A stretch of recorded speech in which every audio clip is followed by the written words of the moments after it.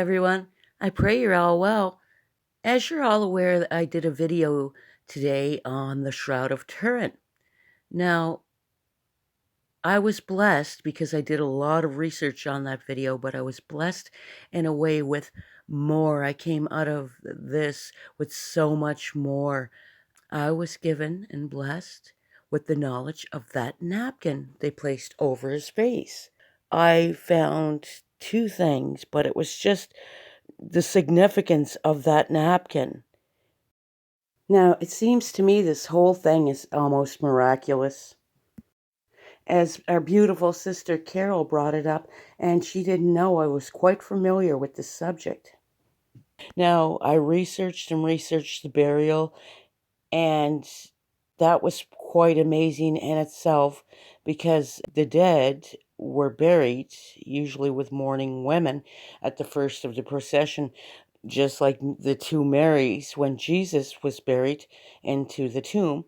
Anyhow, they would let the body stay there for a year, and they would put the bones in an ossuary. What they do is bury the person in their favorite clothes. And in Jesus's case, that would have been a shroud because he had no clothes. But anyways, then they'd wrap the body. They'd go around and wrap the body, and then they'd place a napkin over the person's face from their chin to their head. So we'll go on to the napkins. This is the Jewish cemetery on Mount Olives in Jerusalem. So pretty good chance that because they buried him in a rich man's grave, this would be the place where our beautiful King Jesus was buried. But I just want to go over the significance of the napkin, and that's an ancient practice. What they would do when a person breathed the last breath and the heart stopped beating, the eyes of a deceased were reverently closed, and the entire body was washed, anointed with oil, and the hands and feet were wrapped in linen bands. The body clothed in a favorite garment. Now, in Jesus' case, that would have been the shroud, then was wrapped with winding sheets.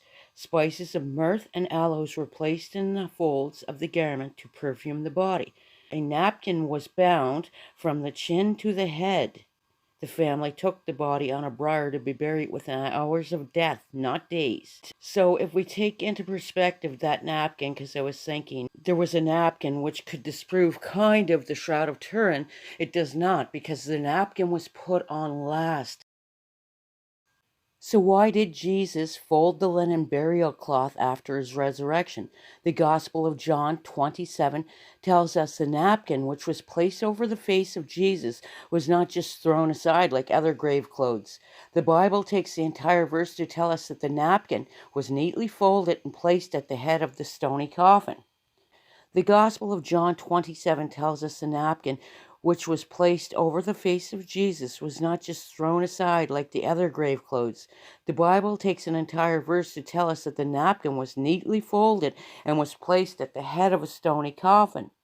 When Mary Magdalene came to the tomb, she found the stone had been rolled away from the entrance. She ran and found Simon Peter and the other disciple, the one whom Jesus loved. She said, "They have taken the Lord's body out of the tomb. I don't know where they put him."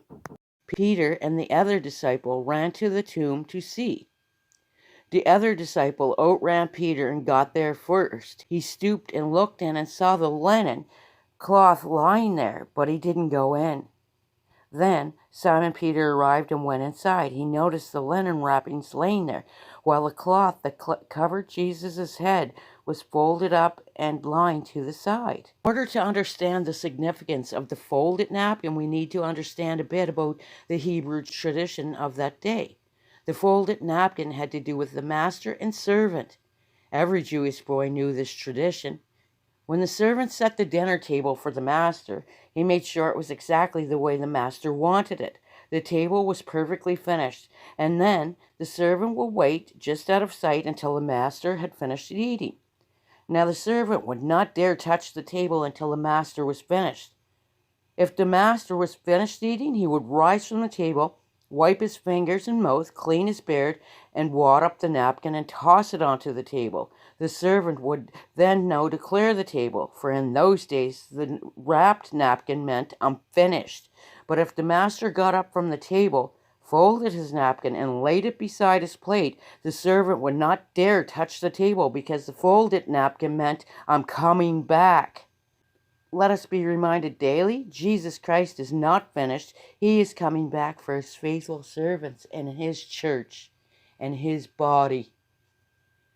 That's the importance of the folded napkin, as in John 27. So with that said, I pray you all come to the understanding that I came to. King Jesus bless you all.